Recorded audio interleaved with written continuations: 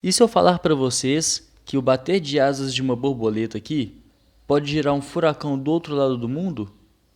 Parece um absurdo, né? Mas essa é a lógica da teoria do caos. Nunca ouviu falar? Então eu vou explicar um pouco para você o que é. Imagine que você arrumou um bom emprego, mas no caminho do seu primeiro dia de trabalho, você tropeça numa pedra e quebra o tornozelo. Então, ao invés de ir para o trabalho, você vai para o hospital. O patrão não curtiu muito o fato de você ter faltado logo no primeiro dia de trabalho e desiste de te contratar você, fazendo que você perca a oportunidade de mudar de vida financeiramente. Se não fosse por causa dessa bendita pedra no seu caminho, a sua vida seria completamente diferente. Você iria ao trabalho e teria uma segurança econômica naquele determinado momento. Por conta da pedra, você deixou de conhecer pessoas, de ver experiência, ou seja, aquele tropeção mudou o seu futuro completamente. Isso é a teoria do caos. E se eu disser para você que essa lei rege todo o universo? Essa lei que diz que uma pequena mudança no início de um evento qualquer pode trazer consequências enormes e absolutamente desconhecidas no futuro. A teoria do caos está presente em ideias filosóficas do determinismo, onde pensadores como Pierre-Simon Laplace acreditavam que todo o efeito já está completamente presente na causa. Ou seja, tudo o que você é e tudo o que você vê foi determinado nas condições iniciais do universo, quando o universo nasceu, no momento do Big Bang. Mas a teoria do caos começou a ser levada a sério mesmo pela ciência em 1960, quando um meteorologista chamado Edward Lorenz, que trabalhava em simulação dos ventos em computadores, resolveu trocar o número de uma casa decimal em uma simulação. Para Lorenz, essa mudança não iria mudar em nada, porém, para sua surpresa, a simulação mostrou que tudo poderia ficar completamente diferente, somente pelo fato dele ter mudado um pequeno número decimal. Segundo ele próprio na época, é como se o bater de asas de uma borboleta no Brasil causasse tempos depois um tornado no Texas. A teoria do caos acabou se tornando uma fórmula matemática que praticamente aparece em todos os aspectos do universo. Essa teoria explica que tudo o que acontece no universo é caótico e também que o universo tende sempre para a desordem. O termo entropia foi originado do grego entropê, que significa o conteúdo transformador ou conteúdo de transformação. Nesse caso, a entropia trata-se de uma grandeza termodinâmica, conhecida como a medida da desordem ou agitação de moléculas de um sistema. Ainda nesse embalo, em 1870, Ludwig Boltzmann publicou uma série de artigos buscando interpretar a segunda lei da termodinâmica de forma estatística. Com esse objetivo, Boltzmann desenvolveu e apresentou sua famosa equação. A equação de Boltzmann mostra que a entropia de um determinado estado é a medida de sua probabilidade de ocorrência e, portanto, seu aumento pode ser entendido como a evolução de um sistema de estado de menor probabilidade para aquele de maior probabilidade. Meio complicado isso, não é? Mas observe o seguinte exemplo. Imagine apenas que um frasco de perfume se quebre. É mais provável que as moléculas do perfume continuem no interior do frasco, mesmo que ele esteja quebrado, ou que elas se espalhem pelo ambiente? É muito mais provável que elas se espalhem pelo ambiente, não é? Ou seja, a entropia de um sistema nunca diminui. Ela só tende a aumentar, porque o sistema, seja ele qual for, sempre vai evoluir de um estado de menor probabilidade para um estado de maior probabilidade.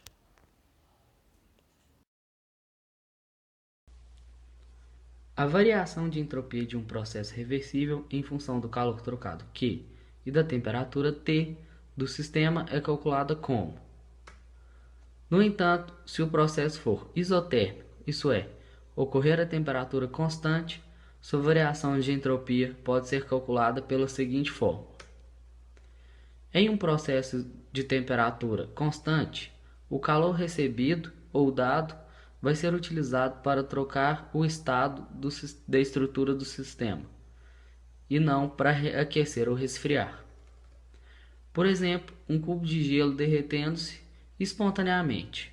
Sabemos que a temperatura se mantém constante e igual à temperatura de fusão do gelo, a qual, em condições ideais, é de 0 graus Celsius. Com isso, todo o calor fornecido pelo meio ambiente envolvente será utilizado para alterar as ligações entre as moléculas de água no gelo, de forma que elas passem do arranjo mais ordenado e rígido do gelo para a forma mais desordenada e fluida da água. Se o sistema recebe calor, a entropia aumenta. Caso ele forneça calor, sua entropia diminui. Visão estatística da entropia. Um sistema termodinâmico é, necessariamente, um sistema com um enorme número de partes, até para poder ser tratado estatisticamente. Todas as leis da física são reversíveis em escala microscópica, para partes individuais. Porém, uma mudança de estado em tal sistema, como um todo, significa uma mudança muito complicada no arranjo de todas essas partes, a qual inclui uma certa energia necessária para essa transformação, além de ocorrer uma dissipação de energia em forma de calor, devido a colisões não perfeitamente elásticas e ao atrito entre as partes. Essa energia dissipada não pode ser recuperada e, portanto, o sistema não pode ser trago de volta à sua configuração inicial sem energia do meio envolvente. Desta forma, a irreversibilidade está associada à complexidade do sistema. Dito de outra forma, conforme Boltzmann demonstrou, a entropia do sistema S cresce à medida que o número de arranjos possíveis para os elementos do sistema W, tal como está gravado na fórmula em sua lápide. Quanto mais arranjos possíveis para os elementos do sistema, menor a probabilidade do sistema retornar espontaneamente ao seu estado inicial. Assim como há menos maneiras de ter um sistema ordenado e muito mais maneiras de tê-lo desordenado, a entropia de um sistema no estado ordenado é menor do que a de um sistema no estado desordenado. Esta é a ideia que está por trás do conceito de que a entropia é uma medida da bagunça do sistema. Além disso, o aumento da complexidade do sistema leva a uma maior sensibilidade do sistema às suas condições iniciais. Como Poincaré demonstrou em 1890 que pequenas perturbações no estado inicial, tais como uma ligeira mudança na posição inicial do corpo, levariam a uma mudança radical em seu estado final, tornando impossível predizer a evolução e o estado final do sistema, antecipando a teoria do caos. Entropia de um sistema aberto. Note, de acordo com as fórmulas, que num sistema aberto, a entropia pode diminuir, desde que a entropia do meio envolvente aumente mais do que o sistema diminuiu e a soma das duas variações resulte positiva. Tome como exemplo uma jazida de minério de ferro e o próprio minério. Considere que o minério é extraído e transformado em lingotes de aço. Naturalmente, sua entropia será diminuída no processo.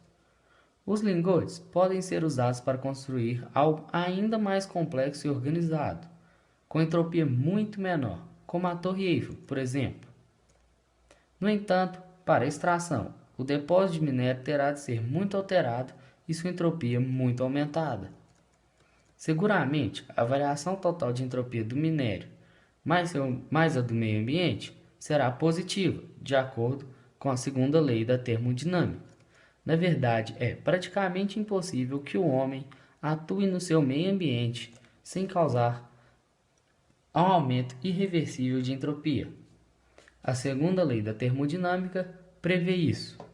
Por outro lado, sistemas vivos evoluem para estruturas cada vez mais complexas. Consequentemente, a entropia dos seres vivos diminui. Tal como no exemplo que vimos acima, como são sistemas abertos, trocando matéria e energia com o meio ambiente em que estão imersos, os seres vivos diminuem a sua entropia a custo do aumento da entropia do meio ambiente. Naturalmente, um ser vivo, quando morre, deixa de reduzir sua entropia. Ao contrário, passa a se decompor, tal como os sistemas normais. Por outro lado, se for fechado, impedido de trocar matéria e energia com o seu meio ambiente, um ser vivo morre.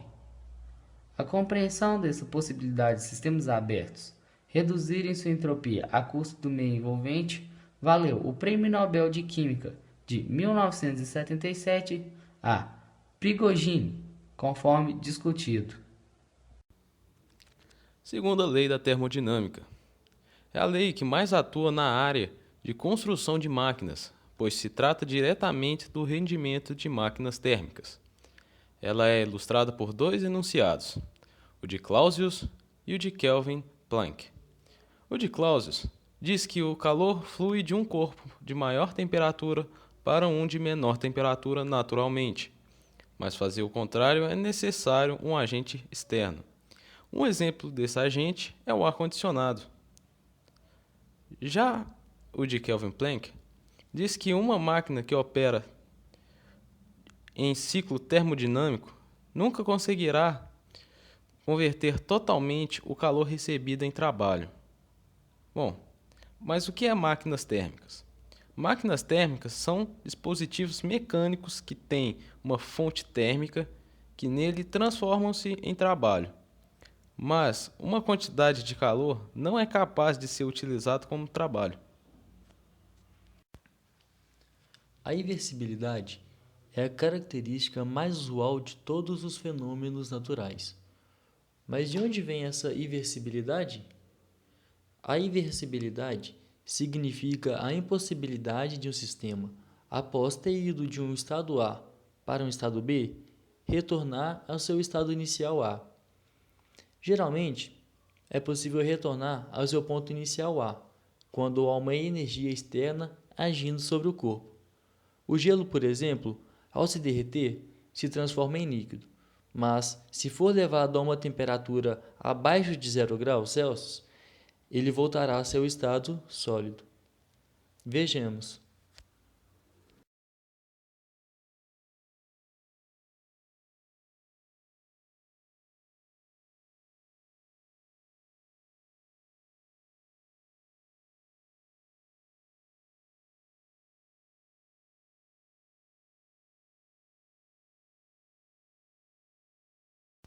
Mas em alguns casos, isso não seria possível. O ovo, por exemplo, ao ser fritado, ele não voltaria ao seu estado inicial.